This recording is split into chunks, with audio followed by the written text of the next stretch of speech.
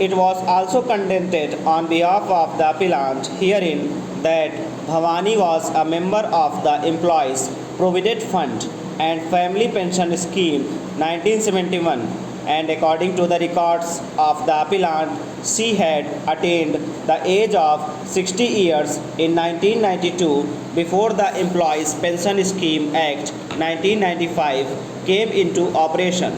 Before the district forum, it was the case of the appellant herein that the said employees pension scheme 1995 contained a cut-off date, and those members of the scheme who had attained the age of 60 years prior to the cut-off date were not entitled to the benefits thereof.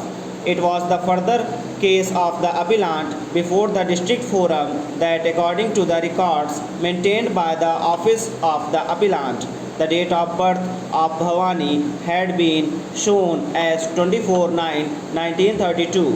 It was submitted that Form 2, which was required to be filled up and filed by the concerned employee while applying for membership of the Family Pension Fund Scheme 1971, showed her date of birth as 24/9/1932.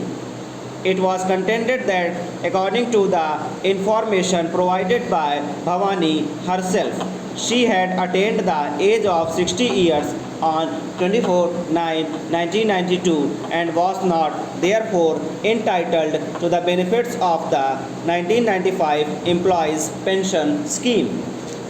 Dr. Padia then went on to submit that the order of the National Commission under challenge was very cryptic and did not indicate reasons for negating the claim of the respondents in the appeals and deserved to be remanded to enable the National Commission to pass a properly reasoned order. It was then urged that in any event this court had deprecated the practice of employees approaching the management at the fag end of their careers asking that their dates of birth be altered to their advantage. It was submitted that such a claim after the attainment of superannuation was all the more inadmissible, and the order passed by the district forum, which was upheld up to the National Commission to direct the appellant herein to correct its records relating to the date of birth of the respondent was erroneous and could not be sustained. In this regard, various decisions of this court were referred to by Dr. Padia in support of his contention that contract of personal service or a service rendered free of charge would not attract the provisions of the Act 1986. Dr. Padia urged that the services rendered by the appellant to the respondent amounted to personal service which was of a free nature and would not therefore attract the provisions of the Consumer Protection Act on both counts.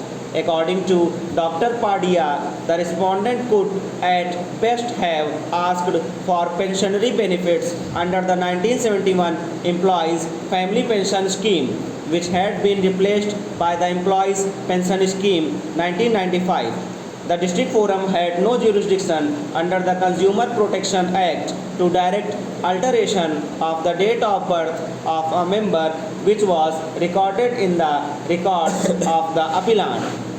Mr. V. Prabhakar disputed Dr. Padia contentions and submitted that the entries relating to the date of birth the respondent in the records of the company and not that recorded in the records of the appellant were relevant for the purpose of determining the date of superannuation of the employee concerned.